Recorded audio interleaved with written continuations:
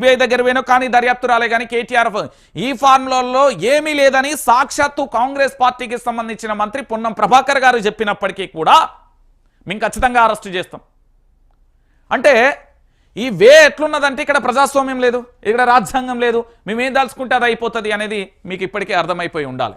నేను అందుకే చెప్తున్నా, ఎందుకు అంటే ఇక్కడ జరిగేది ఇది.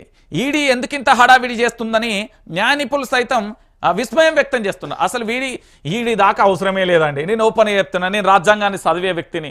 నేను కింది నుండి మీ దాకా, మీది నుండి కింది, మధ్యలో నుండి అటు ఇటు మొత్తం రాజ్యాంగాన్ని చదువుతా. ఖాళీగా ఉన్నప్పుడల్లా దాన్ని ఏంది సొప్పన ఇలాంటి నవ్వులుతాం. దాంట్లో ఏముంటుందండి? ఏదైనా ఒక కేసు నమోదైతే 41 CRP ఇస్తారు, దానికి సంబంధించి రిప్లై చేయాలి, ఆ తర్వాత విచారణ ఉంటుంది. విచారణలో మనం వాళ్ళని సహకరించకపోయినా లేకపోతే విచారణకు సంబంధించి వాళ్ళకు ఏదైనా మన ఇబ్బంది కలిగించినా, సాక్షులను ప్రభావితం చేసినా అప్పుడు అరెస్టు చేస్తారు, దాని తర్వాత రిమాండ్కి ఇస్తారు, దాంట్లో విచారణ జరుగుతుంది. కోర్టు దగ్గరికి వెళ్తే జడ్జికి సంబంధించి దానికి ఎంత 10 సంవత్సరాల లోపా 10 సంవత్సరాల లోపా అనేది శిక్ష ఉంటుంది, దాన్ని చేస్తారు. గంతే, అంతకు మించి ఏముంటుందండి? అంటే ఇక్కడ అరెస్టే ఎజెండాగా వెళ్తే మాత్రం ఖచ్చితంగా అరెస్ట్ చేస్తారు అని చెప్పడానికి ఇదొక రాజకీయాలలో గింతే ఉంటాయండి. మీరు అనవసరంగా ఏదో అనుకోకండి. ఒక వ్యక్తి రాజకీయం చేస్తున్నాడు అన్నా, ఒక వ్యక్తి మీడియా ద్వారా ప్రశ్నిస్తున్నాడు అంటే దాని వెనుక వచ్చే మానసిక ఒత్తిడిని భరించడానికి అన్ని రకాలుగా సిద్ధపడి ఉండాలి. మరణాన్ని సైతం ముద్దాడాలి. నేను బానిసని కాదు, నేను అమరుణ్ణి అని రాసిన కవి, ఆ కవి పదాల యొక్క అక్షర అలను పూర్తి స్థాయిలో కూడా ఏంది అంటే సూత్రప్రాయంగా ఎప్పుడూ స్వీకరించకూడదు. సూచా తప్పకుండా పాటిస్తా, ఖచ్చితంగా మరణాన్నే ముద్దాడతా అన్నా కూడా మీరు దిగాలి రంగంలోకి. ఈరోజు తెలంగాణలో అదే జరుగుతున్నది. ప్రశ్నించే వ్యక్తికి జరగబోయే మానసిక వేధింపులలో ఎన్నో ఉంటాయి. దాంట్లో భాగంగా మీకు ఉదాహరణ చెప్తా. ఈరోజు వైఆర్టీవీ తెలుగు న్యూస్ ఛానల్ ఉన్నది.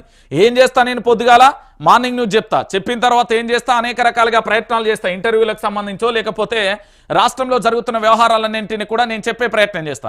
దీని మీద ఏం చేస్తారు? రిపోర్ట్ చేస్తారు. నేను అందుకే ఏం చెప్తా అంటే ఇక్కడ లైక్ చేయండి అన్న, లైక్ చేస్తే ఖచ్చితంగా కూడా వాళ్ళకు చెంపపెట్టులా ఉంటుంది. లైకులు కొట్టండి అంట, సబ్స్క్రైబ్ చేయమంట. ఇంకేం చెప్తా అంటే తెలంగాణ ప్రాంత బిడ్డలకు తెలవాలి కాబట్టి వాస్తవ కోణంలో భాగంగా ఇక్కడ వైఆర్టీవీకి ఊపిరిపోయండి, మీకు సంబంధించి సాయం చేయండి. ఇక్కడ 9908572666 అని కానీ, ఇక్కడ రంజిత్ అనే అకౌంట్ నెంబర్ 623527367997 ఐఎఫ్సి కోడ్ కానీ SBIN 00200454 State Bank of Hyderabad Tarnagar. ఎందుకు నేను అడుగుతా ఉన్నా అంటే ఒక వ్యక్తి పోరాటానికి చేయడానికి వెళ్ళినప్పుడు ఆయుధాలు చాలా అవసరం. మన దగ్గర సబ్జెక్ట్ ఉండొచ్చు, చదువు ఉండొచ్చు, లేకపోతే ఇతరత్ర ఉండొచ్చు, ఇంకేమైనా ఉండొచ్చు. కానీ ఆర్థిక మూలాలు లేకపోతే చాలా ఇబ్బందికరమైన పరిస్థితి వస్తుంది. సో దాంట్లో భాగంగా నేను అడుగుతా ఉన్నా, ఈరోజు వైఆర్టీవీకి సహాయం చేస్తే ఐసీయూలో ఉన్న వ్యక్తిని బయటికి తీసుకొచ్చినట్టు నేను చెప్తున్నా కదా. మనం పోరాటం చేస్తున్నాం, ప్రజల పక్షాన నిలుస్తున్నాం.